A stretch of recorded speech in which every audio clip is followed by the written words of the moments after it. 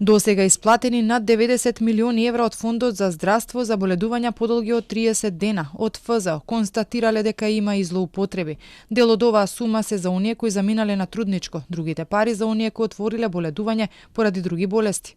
Од ФЗ тврдат дека до нив пристигнали и барања од институции за да направат контроли поради тоа што имало лица кои со месеци биле на боледување и неоделена работа. Рекорден број на барања за контроли пристигнале од МВР. Да, имаме констатирано неправилности во системот на боледување. Ние одговараме по барање на работодавачи.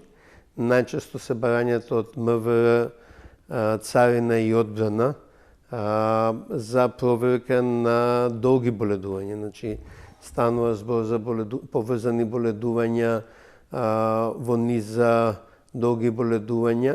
Таму има највеќе барања за долги боледувања во овие институции? Па од нив имаме најмногу барања за контроли, пошто ние можеме да ги согледаме само преку барањата за контроли. Ова година рекорд е Министерството за внатрешни работи во барање за контроли. Анализите покажале дека секоја година се зголемува сумата од фондот за исплата на боледувања. Има работници кои ги отвораат за да се грижат за своји блиски, но и за да работат втора работа која најчесто е сезонска. Најмногу боледувања се забележува дека се отвораат во источниот дел од земјава. Иако е намален бројот на осигуреници, од ФЗ тврдат дека фондот засега е во добра кондиција, но дека во иднина е се поизвестно дека директно од буџетот ќе се плаќа здравственото, како што тоа сега се прави во некои соседни држави.